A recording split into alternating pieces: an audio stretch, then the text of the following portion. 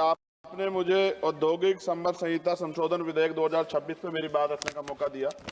किसी को क्या बताएं कितने मजबूर हैं हम, बस इतना समझ लीजिए मजदूर हैं हम। सभापति जी, मजदूर का पसीना सूखने से पहले उसको उसकी मजदूरी मिल जाए, ये बहुत महत्वपूर्ण है। मैं धन्यवाद दूंगा बाबा साहब अम्बेडकर को कि 15 अगस्त 36 को उन्होंने labour party of Indian labour party बनाई और उस मजदूरों की लड़ाई की शुरुआत की। 1942 में वो जब लेबर मिनिस्टर थे तो 12 घंटे से घटा के 8 घंटे काम किया, महिलाओं के लिए मातृत्व लाभ दिया और लेबर के जो सामाजिक सुरक्षा थी वो दिलाने का काम किया।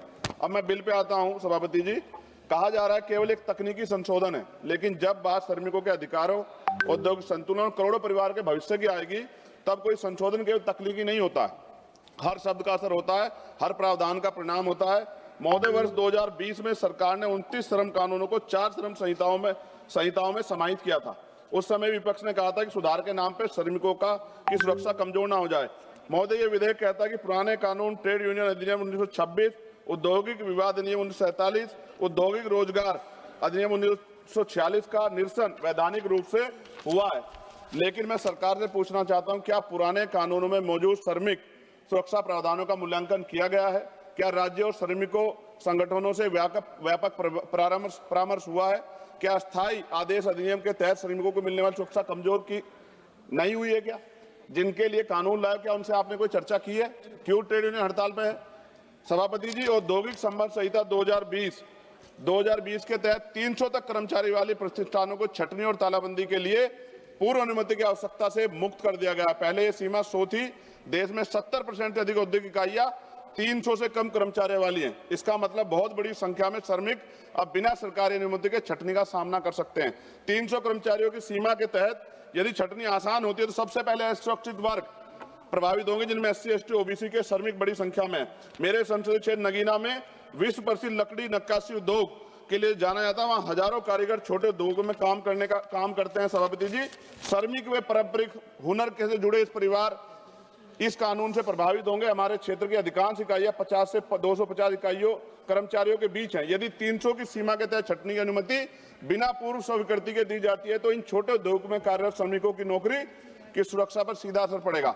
यह कानून उद्योगों को हायर और फायर की छूट देता है। सभापति महोदय, देश के औद्योगिक और असंगठित क्षेत्रों में बड़ी संख्या में SC, ST और OBC के श्रमिक कार्यरत हैं। सरकार ये सुनिश्चित करे कि औद्योगिक विवाद समाधान तंत्र, गिरवांश, रीडर सेल, कमेटी और ट्रेड यूनियन संरचनाओं में इन वर्गों का पर्याप्त प्रतिनिधित्व रहेगा। रोजगार निवेश से आता है, निवेश मांग से आता है और मांग आय से आती है और आय स्थिर रोजगार से आती है। सभापति महोदय, हम सुधारों के विरोधी नहीं हैं, हम अस्पष्टता के विरोधी नहीं है, लेकिन हम ये चाहते हैं कि श्रमिकों के अधिकार सर्वोपरि हो, रोजगार सुरक्षा सुनिश्चित हो, यूनियन की स्वतंत्रता बनी रहे, राज्यों की भूमिका सम्मानित हो। नगीना के कारीगर केवल मजदूर नहीं है, वे हमारी सांस्कृतिक विरासत के संरक्षक हैं। उनके हाथों की कारीगरी भारत की पहचान है। यदि औद्योगिक कानूनों में बदलाव से उनके रोजगार में स्थिरता प्रभावित होगी तो यह केवल आर्थिक नहीं, सांस्कृतिक क्षति भी होगी। सभापति महोदय, खत्म करते हुए, यदि सरकार वास्तव में श्रम सुधार को समावेशी बनाना चाहती है तो यह सुनिश्चित करना होगा कि SC, ST और OBC श्रमिकों को सामाजिक सुरक्षा, बीमा, पेंशन और न्यूनतम वेतन का पूर्ण संरक्षण मिले। सभापति महोदय, अगर हम उनके साथ होने वाले अन्याय पे लड़ने का अधिकार ही छीन लेंगे तो फिर कैसे वो अपनी बात को कह पाएंगे? हम भी जब यहाँ हमें मौका नहीं मिलता है, कोई बात होती तो हम भी तो विरोध करते हैं ना। आप विरोध का अधिकार छीन के इतना समय लागू कर देंगे तो सर पूंजीपति तो मार देगा ना उनको। क्या सरकार पूंजीपतियों के बारे में सोचेगी या करोड़ों मजदूरों के जिनके कंधों से देश बना? इसलिए मैं आपसे आग्रह करता हूं, मैं इसको अपोज करने के लिए खड़ा हुआ हूं और मैं आपके माध्यम सरकार से आग्रह करता हूं इसमें उचित संशोधन करे जिससे कि श्रमिकों का नुकसान ना हो, उनके साथ अन्याय ना हो। धन्यवाद। जय भीम, जय भारत।